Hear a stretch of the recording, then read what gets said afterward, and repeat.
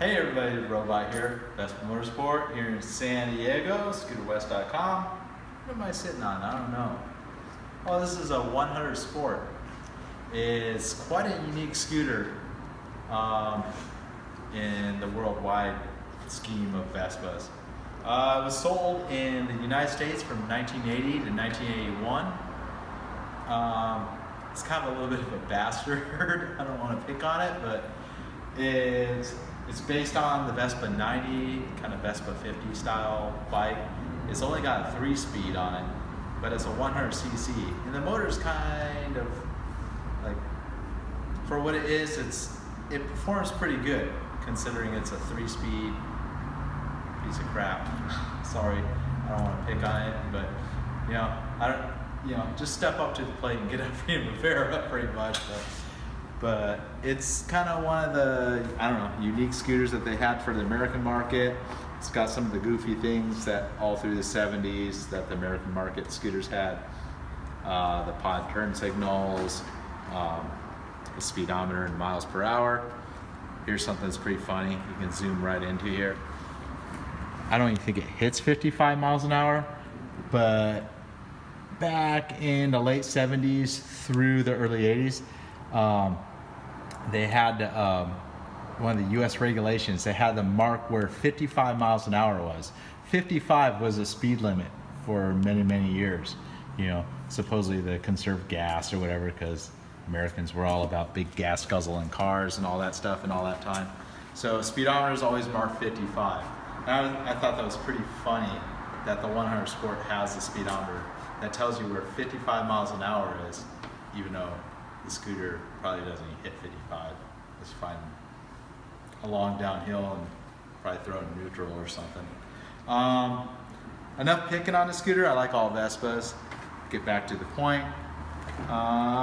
It's just a piece of Vespa America history. A small frame, kind of one of the last small frames that made it here in the United States after 1981. Pretty much Vespa was done for a little while in the United States, all the way up until 2001 when they reintroduced the ET4. They were selling this alongside the P200. That was quite a new model. This was just kind of the rehash of the small frame. Came out in 1963 for the American market in 1980, 1981. So some of the unique things about this bike that are just completely bizarre for a small frame, I guess, other than the funky looking taillights. The scooter has got a neutral switch. That little rubber boot right there, underneath there is a little electrical switch that illuminates this little light right here. It says neutral. On a good day when it actually works, but pretty much you can throw it in neutral right here and it will indicate that you're in neutral. People, pretty much Vespas everywhere else in the world never had anything like that. That was only for the American market. And besides the speedometer, this bike has got a battery, so it's got a left-hand door. There's a voltage regulator. This small 6-volt or 12-volt battery, these were 12-volt. So there's a battery under here, and that battery powers the tail light, the turn signals, the horn, that lovely neutral light.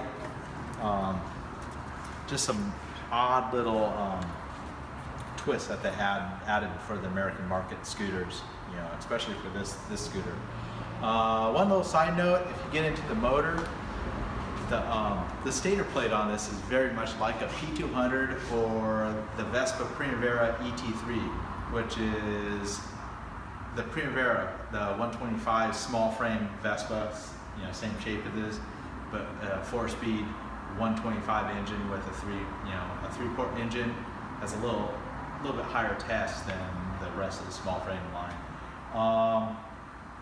The neat thing is you can convert this over to electronic ignition pretty easily, because it uses the same style Ducati ignition as the P200 and the ET3 small frame that was in the rest of the world. So another thing that they got that's unique on these the handlebars here is it's got these switches that are rectangular, very reminiscent of the P200 and the P125 of the time, you know, all the way from 1977 until 1982. They had this kind of switch gear. This is the only small frame that I know of that had these kind of switches for the American market. It would have had the run and off switch, you know, for the engine stop. And of course you got turn signal, you got the high-low, but they're the same rectangular switches found on the P200, the P125 of the period, the Vespa large frame, that's similar. The other funny thing, they got the markings for the safety standards for America of the time. SAE, I think that's safety or Society American Engineers, something like that. Something to do with Society Automotive Engineers. I don't know off the top of my head, but I think it is Society of Automotive Engineers, whatever these two codes. DOT, which is Department of Transportation. It's pretty funny that they had to put these markings on the scooter, but that's what they did back in the day. And the last unique American feature, or I don't know if you want a lack of a feature, found on pretty much all the Vespas sold in the United States from 1978 through 81, is this plastic fuel lever. The fuel lever normally is like a little lever that turns side to side. Everywhere else in America, I think also Australia and Canada use this lever here, but it's pretty unique.